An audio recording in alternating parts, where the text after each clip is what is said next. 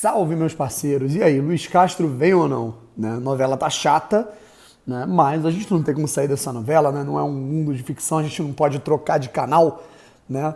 É a nossa novela, que a gente está vivendo aqui no mundo real, né? E é chato e a gente tem que conviver, e a gente tem que falar sobre, porque tem atualização, né? E além disso, pô, dá para notar aí um desespero, vamos colocar assim, já dá para notar um incômodo por parte da imprensa paulista, uma coisa que até me, assim, eu não vou dizer que me impressionou, mas cedo assim, né, eu acho que impressiona um pouco, né, eu acho que primeiramente, né, na minha cabeça eu ia ver uma antipatia por outra parte, não pela imprensa paulista logo nesse início, né, mas vamos falar um pouco sobre isso.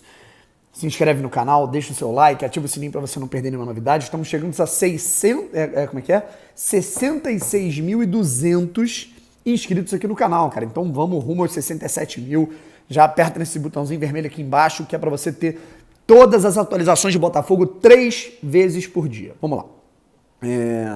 A gente tinha noticiado, né, cara, nos vídeos de ontem, que o Luiz Castro, de acordo com a imprensa paulista, e também não só a imprensa paulista, mas até internacional, né, a imprensa portuguesa, colocava o Luiz Castro mais próximo do Corinthians nesse momento do que do Botafogo, certo? Ele tinha duas opções, ele parece que, dentre as opções, ele balançou, pelo menos ontem, a informação de que ele estava mais balançado para o lado do Corinthians.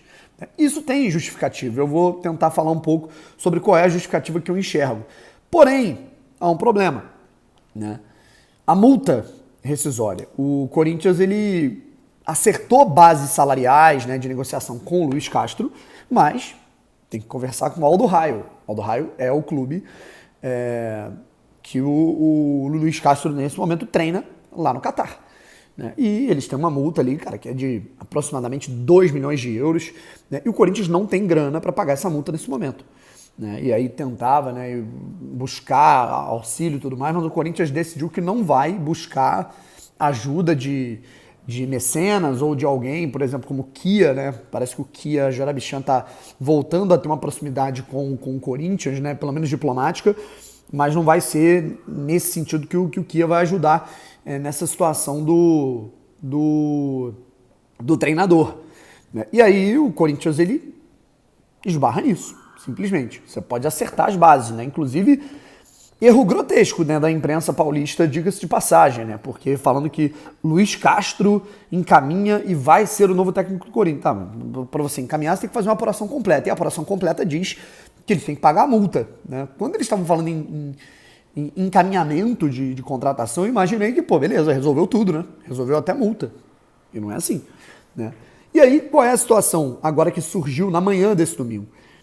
A preocupação do Corinthians, né? Há uma preocupação interna no departamento de futebol do Corinthians com o empenho do John Textor em pessoalmente buscar essa contratação do Luiz Castro, conversar com ele, ligar para ele, né? E, evidentemente, o dinheiro que hoje tem o Botafogo, isso é muito bizarro, né, cara? O dinheiro que hoje tem o Botafogo para contratar um treinador e para pagar essa multa, né? Hoje o Botafogo, ele tem dinheiro para fazer isso, já podemos falar isso, né? Acho que não tem um time ainda, não tem um técnico, não tem estrutura, mas o dinheiro tem, né? E esse dinheiro para contratar o técnico, o Botafogo tem, né? O Luiz Castro, ele pode ter, né, visto algo mais interessante no Corinthians a curto prazo, mas quem tem grana para pagar a multa, meu irmão, é o Botafogo. Então, se o Luiz Castro olhar e falar, cara, né, realmente, se o Corinthians não conseguir pagar a multa, eu não vou para lá. Tem o Botafogo tá pagando a multa, eu vou para lá, né? Pô, Bruno, mas aí o Botafogo tá sendo colocado como plano B do cara, sim, né? Num determinado ponto, sim. Mas futebol, né? A gente está entrando no mundo dos negócios do futebol de maneira grande, de maneira como a gente já pensou há algumas décadas, né? Como a gente já pensou lá no século passado, a gente já voltando a ter esse gostinho.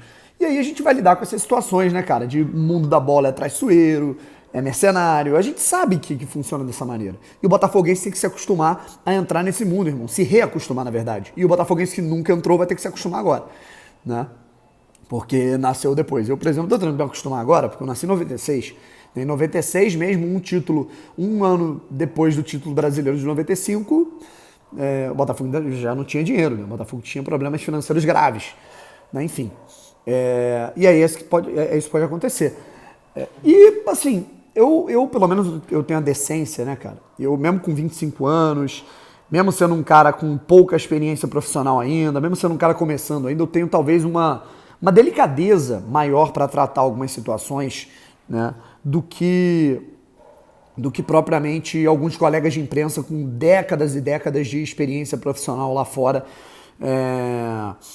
e que desrespeitam clubes, né? Eu tenho total ciência, né, que assim, eu discordei de um colega na live que a gente fez no sábado de manhã, que ele falou, o Luiz Castro, se ele escolher o Corinthians, ele vai estar cometendo o maior erro que ele podia. Eu não acho isso. Eu acho que cada projeto tem o ônus e o bônus. Eu não sou clubista. Eu sou um cara que eu sou muito apaixonado pelo Botafogo, mas eu não sou clubista.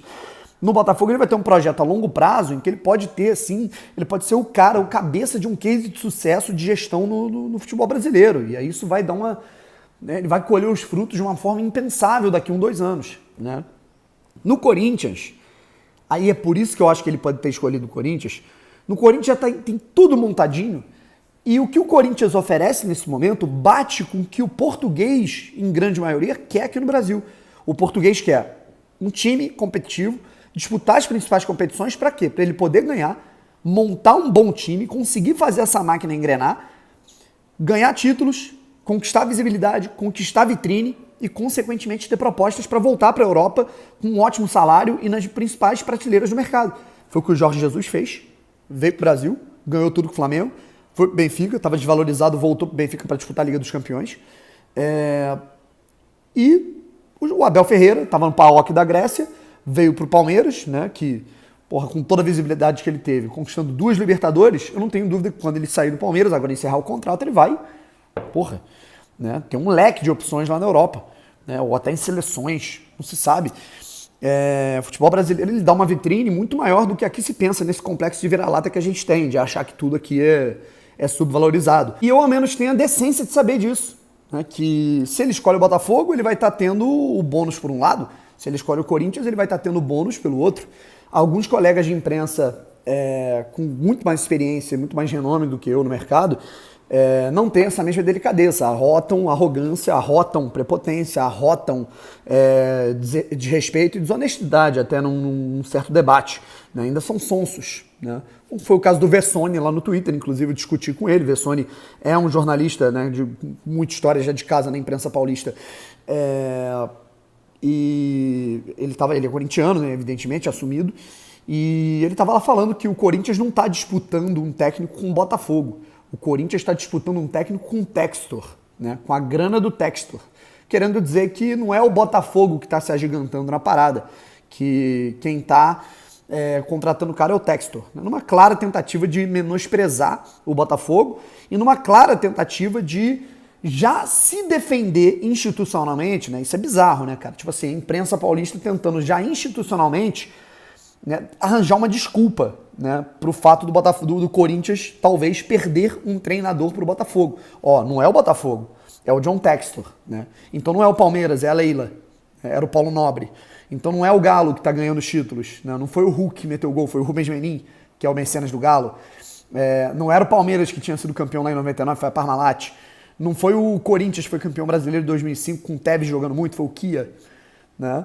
Então, qual o sentido disso? Não é o Flamengo, são as cotas de TV, né? O Corinthians igualmente, não é o Corinthians, é a cota de TV da Globo. Isso não faz o menor sentido, né? Então, é curioso. Eu esperava ver mais isso aqui da imprensa carioca primeiro, né? Por parte da imprensa que enaltece muito mais o Flamengo do que qualquer outro time aqui no futebol, mas não, né? A gente está vendo a imprensa paulista, né? Porque a gente entrou num conflito direto com essa situação do técnico com a imprensa de São Paulo, né? E a gente vai ter que se acostumar com isso, cara. Isso é uma parada que eu dou até razão para alguns amigos flamenguistas, né? A gente sabe que a imprensa aqui do Rio de Janeiro ela prioriza e valoriza muito mais o Flamengo do que qualquer outro produto, né? E isso é muito injusto, né? Mas em São Paulo, né, o torcedor do Flamengo, por exemplo, lá de São Paulo, ele sofre com a imprensa de São Paulo, com notícia falsa, com tendência, com parcialidade, perdão. Então, o Botafogo ele vai acabar começando a passar por isso também, cara. Em Minas, em São Paulo, no Sul. né? E a gente vai ter que se acostumar. E eu vou dar porrada porque eu acho muito errado qualquer jornalista ser parcial nesse sentido, como eu não sou. Mesmo tendo um canal independente aqui, eu não sou parcial. Né? Mas uma coisa que eu tiro como... que eu quero tirar para o torcedor do Botafogo tirar como lição é o seguinte: se incomodar com a imprensa, beleza, mas entenda que a partir de agora a gente voltou, né? Literalmente a gente entrou na brincadeira, irmão. Então, esperem o Botafogo acabando com esse rótulo de simpático, graças a Deus. Né? Quando você for na rua agora tomar o seu café, quando você for jogar o seu futebol, quando você estiver com a camisa do Botafogo num ponto de ônibus, o cara não vai mais falar: ô Fogão, pô, eu gosto do Botafogo, né? Eu tô torcendo o Botafogo se recuperar, porque minha tia é botafoguense. Eu odeio quando alguém fala isso pra mim, cara.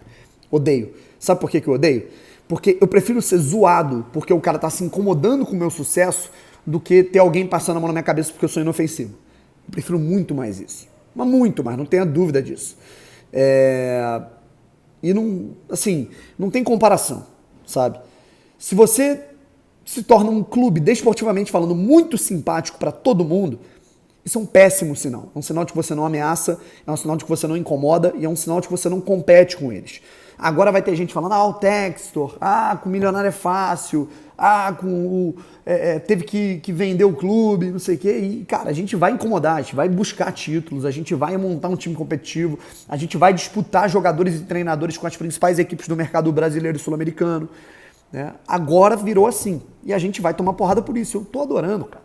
Né? Eu quero tomar a porrada aqui e bater de volta. Eu não quero ficar aqui no cantinho só observando o que está acontecendo enquanto o tempo passa. Né? A gente voltou pra brincadeira, rapaziada. Né? Entenda, quando você sair na rua e um torcedor te zoar, e a Libertadores, né? Assim como usou o Palmeiras no Mundial, quero ver se com dinheiro agora vocês arrumam. Então, sinta orgulho, porque tu voltou pra brincadeira. Tá? Não tá na chuva, meu irmão, é pra se molhar. O Botafogo tá na chuva. É isso.